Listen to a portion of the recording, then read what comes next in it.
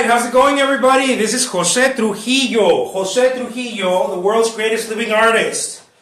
I'm coming to you from the art studio because today I wanna do a painting live on a masonite board, just to kind of show you a little process, a little something. And this is not to be perfect. It's not meant to be perfect. Nothing that I do is meant to be perfect because it is already perfect. Let's see here. Sorry, guys. Let me. I apologize for all the crazy movement. Bear with me, you guys. Bear with me. Okay. Here we go. Here it is. I'm so glad that you guys are going to be able to join me. Whoever joins me, whoever doesn't. How's it going, Walker? I knew you could join me. So today it's not Monday, okay? Was it Monday? Yeah, I think it was Monday that I said, anyways, I'll check that later.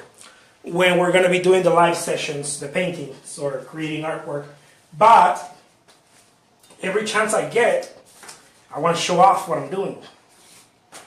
And right now, I'm going to show off a painting on a masonite board that's been single primed. This is not double, triple, not sanded, none of that. If I don't like something, it's wasting time. And things come up beautiful. This is 24 by 24. One of the things I don't like is editing, redacting, looking for problems. I don't like that, and I notice that many artists tend to go that route. They'll try to make everything as perfect as possible. And my philosophy is, by the time that I get to perfection, I have already done, I don't know, 10 pieces. 10 paintings. So I don't go for that. I don't go for any of that. So this is going to be a nice sort of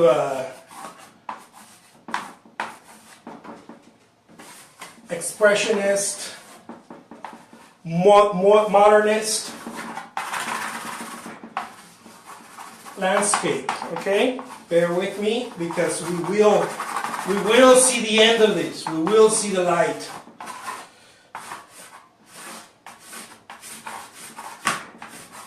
This is graphite, for those of you who want to know what I'm using. I used to use some charcoal too. Some people say that charcoal tends to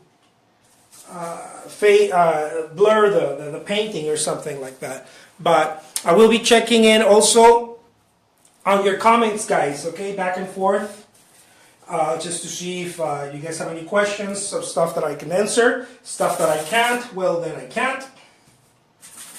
But this is very cool. It's sort of a build-up, okay? So this is many times what is considered a underpainting, to show it's very thin paint.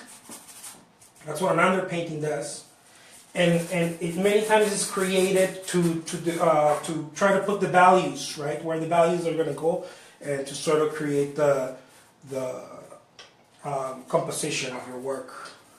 Established values, established composition, and that kind of thing. Okay? So, bear with me, because we will see this through. I have a little puppy outside barking at me. I don't know if it's barking at me or barking at the UPS guy that comes and drops off the art materials. One or the other.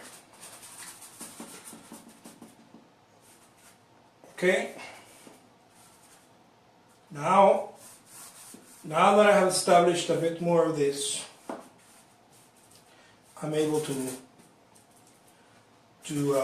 start playing a bit more with color, right? Establish a bit of the foreground. Sort of established it. Nothing is on stone. Nothing is written in stone here. If it is, see, I have a philosophy. Nothing is written on stone or in stone or however you say that saying. Nothing is that concrete here. But one thing is true for me. I consider every piece of artwork that I do a great one. There is no, I took that from, of course, from Picasso. There is no bad Picasso. Warhol did the same thing. There is no bad Trujillo. Why? I'll tell you a little story about why. Many people, many artists work a lot on editing their work, right? That is fine. There's no right or wrong way of doing it. But what I've noticed over my vast experience in art, I knew I was going to use that sentence one day. What I have noticed is that if you've been creating artwork for a while, right? I don't know what a while is for you. There is a reason. There's a series of things that have gotten you to where you are. Maybe understanding of color, understanding of subject matter, whatever it is. So there comes a point where you realize, it's not something that you wish, you hope, that it is the same for you to paint a landscape as it is to paint a horse. This is something that Caravaggio, he mentioned that. So it's not to say that some artists don't express more or put more emphasis on landscapes over still lifes or over portraits. What that saying says is that your artwork, you have come to a place where you understand your process. So whether you paint a butterfly, this is what I believe, okay? I don't know if it's true to you, but it's true to me. Whether I paint a butterfly, or I paint a landscape, or I paint a scene full of people walking around, or I do a small painting or a large painting, to me it's the same challenge. Now, of course, some requires more work than others, right? But the work itself is not the challenge, because you're applying what you know already. What is the challenge is understanding that it doesn't matter what you paint, it's the same thing. It does not matter that you are painting. It doesn't matter if I'm painting the Fab Four right here, if I'm doing the Beatles right here. It's the same. The challenge is the same.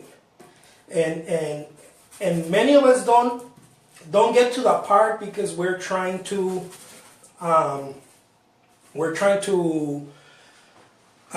sort of making our trying to find out where we can meet that reality we're looking at. Let's say I'm painting this live and in front of, well, I'm painting live, but I'm looking at the mountain, right? If I get stuck on what the colors and the tones and this and that, I will stop painting. Now I'm trying to illustrate. In other words, it almost becomes a mimicking, right? I'm trying to do that.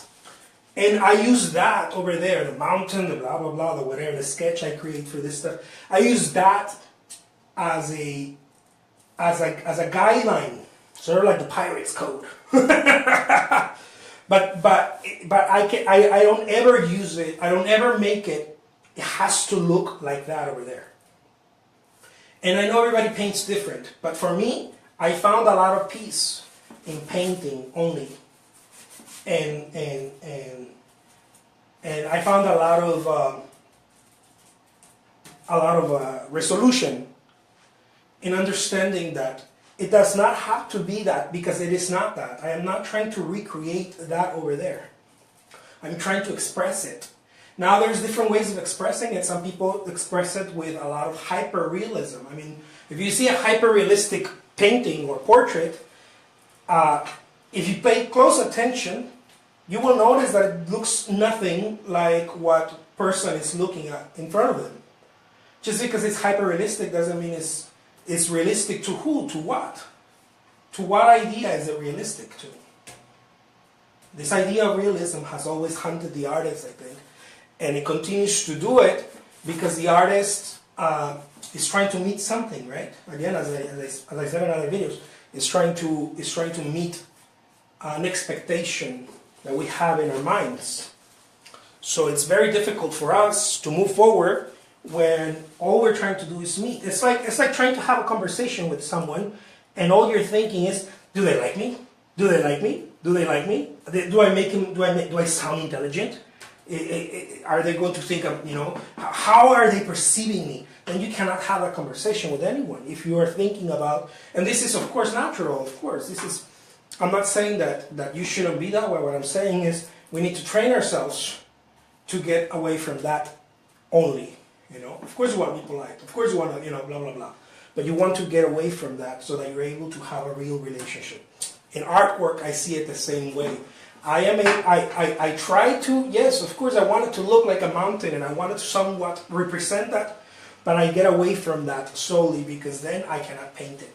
Then I'm only trying to illustrate it and copy it, right?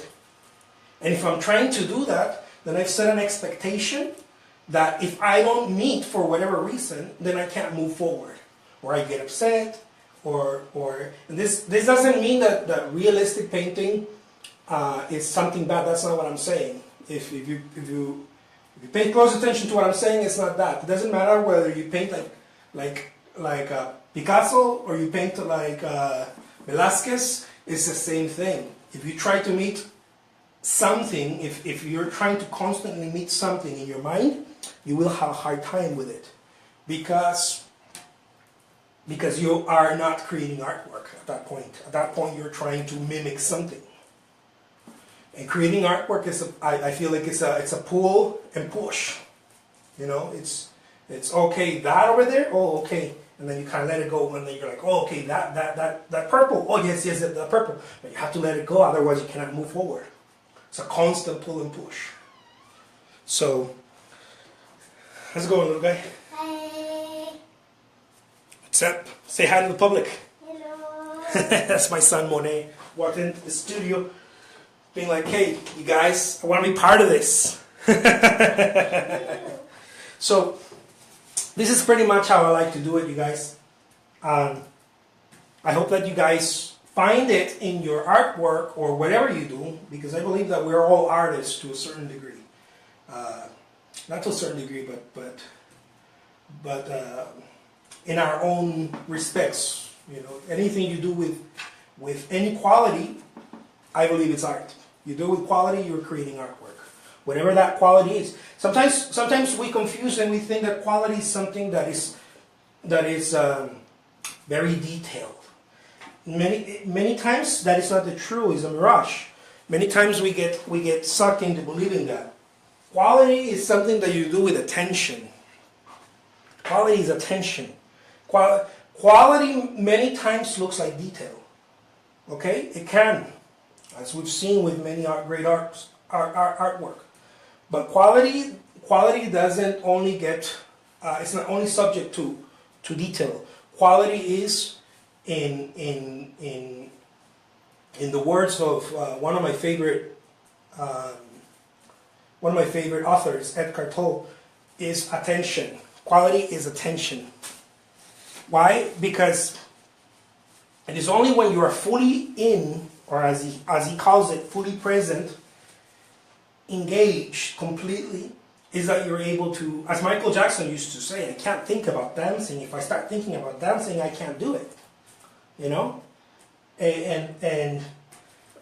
whatever, Michael Jackson. Some people are like, Michael Jackson? I'm talking about his artwork, okay? Not his personal life. I don't know. I'm talking about his artwork. But anyways, that's what quality is. That's why Edouard Manet, one of my favorite artists too, I have a lot of favorite artists, he said only one thing is true. He sounded very prophetic right there when he said that. He said only one thing is true, to paint what you see as quick as possible. Can you believe that? One of the masters of realism asking us to paint as quick as possible? or how Picasso said, when I paint, you know, I wish I could remove if I could only remove my head, because he's talking about no judgment, and I'm not talking about judgment in a negative way. I'm talking about judgment in the sense that in the thinking process. As the great who was it? I believe it was. I think it was one of those peaceful masters. What was his name? Krishnamurti, I think is his name. He said, it's either Krishnamurti or Rumi, one or the other. I don't know. It doesn't matter. But what does matter is what they say. He said, if you teach the child the word bird, he will stop looking at the bird. What a beautiful quote. It's one of my favorite quotes. If not in my top 3. If you teach the child the word bird, the child will stop looking at the bird, because now he has made a concept of the bird. How's it going, Neil? Thank you so much for joining to this Facebook Live I decided to do on a whim. And I love that because he's really expressing that the moment that we start creating ideas, we stop looking at realities, at the reality, because it's all about observation. That's why quality is attention. Attention. It's like when we see a great painting by Van Gogh, or any of his paintings, because he did it with such quality. He stayed there, he looked at it, he looked at it, he looked at it, he went back and looked. And if you see, that's why I like to share on this page, on this page, I like to share works by Van Gogh that many of us haven't seen. One of the reasons is because, or by Picasso, that many of us haven't seen. One of the reasons is because these artists understood academic training. They understood what it was expected of reality. They understood that. But they also understood that if they didn't go beyond that, they could not paint. If they didn't go beyond the social norms of reality, they were not going to be able to fully express. And see, it's like untapped, unfulfilled potential is really what we need to be afraid of. Many of us have so much potential, have so much to give to the world, and I see so many people with great artwork, but we get stuck on these perceived ideas of what it's supposed to look like. And if it doesn't look like that, what do? I suffer, you know. And we don't say that to ourselves again, you know, but it does come to that. It comes to, I'm suffering because I had an expectation of what I am supposed to be, my voice, my artwork, and somehow I cannot meet it. And if I can't meet it, it creates psychological pain. And that's why so many people have great talents, but we cannot move forward. As another one of my favorite authors, Seth Godin, says, hola Mary, one of my favorite authors, Seth Godin, says, the reptilian brain is trying to preserve itself. It is trying to, you know, when I mean reptilian brain, please don't take it anywhere else. What I'm talking about is the conditioned mind that you know, that we're all conditioned. We all have this conditioning by society, by our faiths, by our, you know, whatever it is, where we say that's beautiful, that's not beautiful, that's nice, that's not nice. I'll accept that, I'll remove that, you know, and that's not really who we are, that's just the conditioning. If we were from a different other culture, we would see things differently. If we were from a different religion, we would see things differently. It's just the conditioning of our upbringing. And that's why I love when Seth Godin says that. He says the reptilian mind, which is the aspect of your brain that is trying to keep you alive, and that is trying to protect you, does not want you to be uncomfortable. And that's why when I see paintings by Van Gogh, knowing the early paintings of Van Gogh were very traditional, very classic of the time, and then how he made a jump. It's like this quantum leap that he made. I'm blown away. I just feel sad for the poor guy that he didn't do that, or he didn't allow, for whatever reason, for that to happen in the marketing of his work while he was alive. Right? The marketing did happen of his work, but not while he was alive. And that would have been amazing for the guy. It would have been we would have looked at Van Gogh also. Well, we already looked at Van Gogh, many of us as a fraud, many of us as a great artist, but nonetheless, he would have reaped the benefits of the fruit of his labor. That would have been good for him and for his vision. But either way,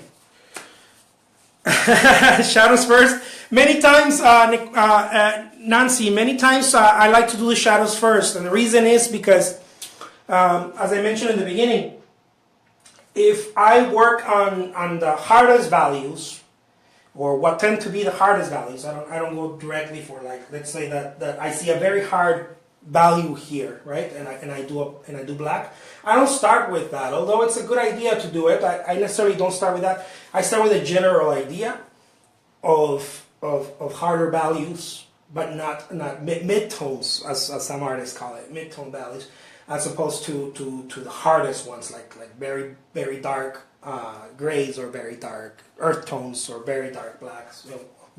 There's no such thing as very dark blacks, but you know what I mean. So yeah, shadows first for the most part. Yeah, I enjoy that because it gives me automatically. It gives you what the picture is going to look like. It automatically gives you a glimpse, and it's good when you are creating something. From my sketches are like this, guys. When I do a sketch of something like this, it's like, oh, mountain, mountain, mountain. Oh, okay, there we go. These are my sketches. My pieces of paper, my sketches look like this. And they're very abstract. So the more definition I try to get in the beginning, faster, because again, if it's not fast, I don't want to do it. And sometimes a thick brush will slow me down. Sometimes it will help me. For example, if I want to do the stems of these trees that I'm doing right here, I pull out a thinner brush, maybe a number 2, okay? Because I want to be able to dance with it.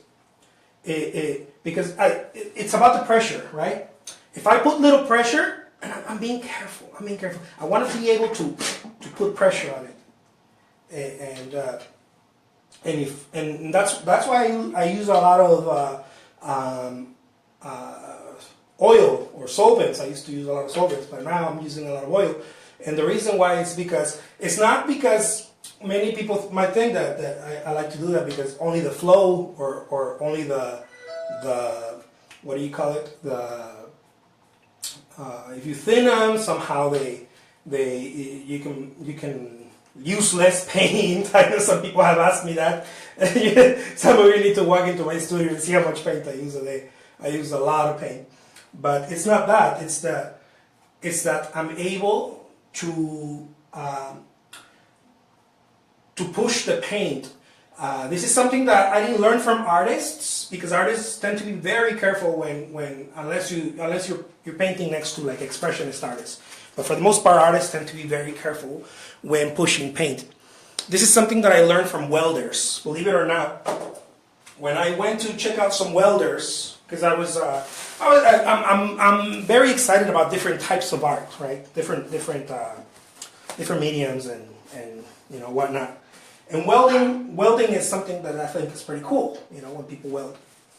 And I was talking to a master welder, someone who's been welding for like 40 years, and he was telling me when he was kind of showing me how to weld a little bit, and he was telling me, don't drag the weld, push the weld, right?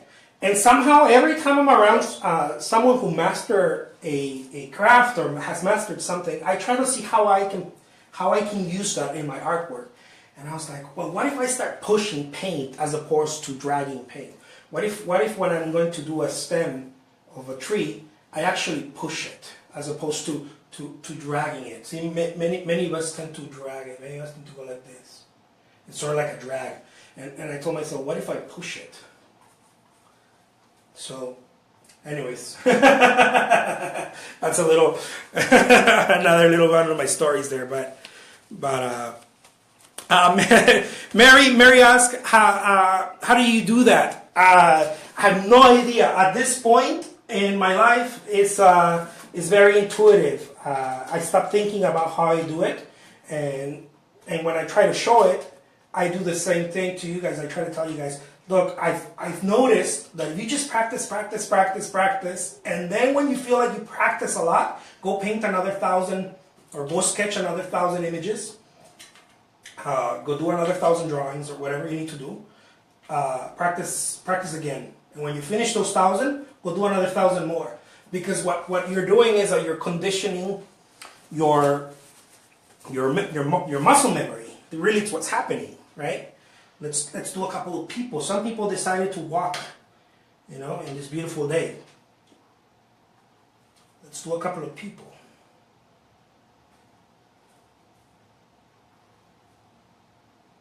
When you're creating people in a distance, I'll do another video about that. That way I don't slow down here, you guys. But it's very important to realize, especially in some sort of impressionist abstraction, it's very important to realize to not make the head so large. Many people, I mentioned this I think in another video, many people go and make the head very large.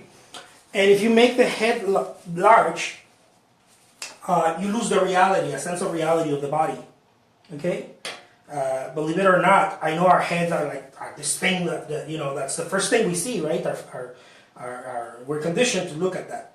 Our heads, right? When we look at someone, but it's a very small part of our body. Actually, our torso is where the juice is at, where all the gesture is in the torso. If you see some of the old, very elegant Raphaelesque drawings, they concentrate on the torso. One of my favorite artists is also Tiepolo. He really understood how to play with the torso in his figures. So I'm going to do slight light around it. This is for definition, okay? This is something that, again, I learned this in looking at Salvador Dali's drawings and ink drawings and paintings. The man was a master at knowing where to shine light, what to give power to.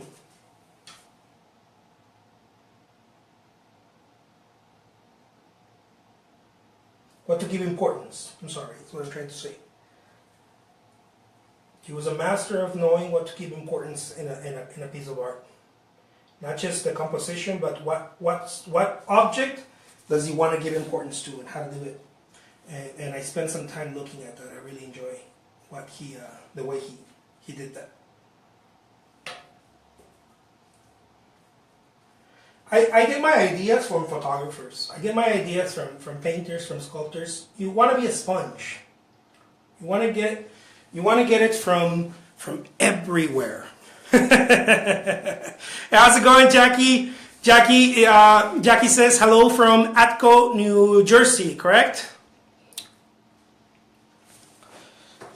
So these are two people that are walking away. The reason why they're walking away is because if you want them to come forward, okay, I'm going to do a little illustration really quick here. I'm going to get a little canvas that I have here to illustrate that. If a figure, let's see if you guys can see that, yes. If a figure is coming forward, you want to disattach the head, okay? This is the figures coming forward. They're coming. If the figure is leaving the area, then you want to attach, this is the head, right? Let's say that this is the head. You want to attach the head to the body. Now you will practice, if this is your cup of tea, you will practice on the gestures, right? The torso is where the life is at. It's the biggest part in our body, you know, from the shoulders, right, to right there, and I would even say all the way to your knees is where most of the expression is at. So that doesn't mean not to pay attention to the other aspect of the body, but most of the gesture will be in the torso, as you see there. You see? Let me see. Let me get this one a little closer. That way you guys can see what I'm talking about. And if you want to create definition, then you do what I was telling you right now, what Salvador Dali like to do. I see other artists, but I don't think anyone did it as good as he. And I think because he got his ideas from the old masters. It's like you cut. This is called negative. Okay? I think I bit into the head there, but it's okay. For the sake of the illustration, it's fine. This is you cut.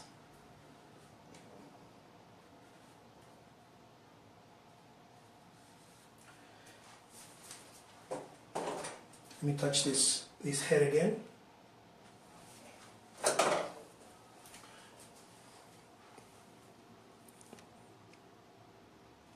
So that's how I do it. This is not how I do everything, guys.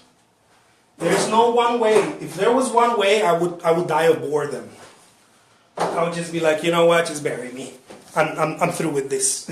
There is no one way. Okay? So if you learn something cool, you know, use it, abuse it, and let it go. If you want to continue to learn. As Picasso said, the worst thing that could happen to an artist is to start copying himself. And I believe that. I believe that to be very true. The worst thing that could happen if you're constantly trying to learn, the worst thing that could happen is that all of a sudden you start copying what works. You know, you start copying yourself. Oh, that worked last time. Let me do that again. You know? There's nothing wrong with that, okay? But if you're trying to continue to learn, if you're hungry, then you, I don't know. I like Picasso's approach. The reason why is because he was a person that constantly was in change. And change for me is very sexy. Change is I think is where growth comes. The uncomfortable, the place where we grow. Okay, guys. I hope you guys really enjoy this session. This is a bigger one. I will be showing this. I will be selling this work on eBay. This one's actually going to be auctioned for 99 cents, starting the auction on eBay. If you want to go check that out. If not, totally cool. But I think it's a great little piece. I think it's, well, it's not little. I think it's 24 by 24 inches. So there it is. There are my two figures. They're like, hey, where should we go? I don't know. Let's go somewhere. Let's just walk this. We can do this. Guys, this is a bit of a mess. But it has to be. If it's not messy, hey, you haven't been working. Take care, and I will talk to you guys soon. Bye-bye.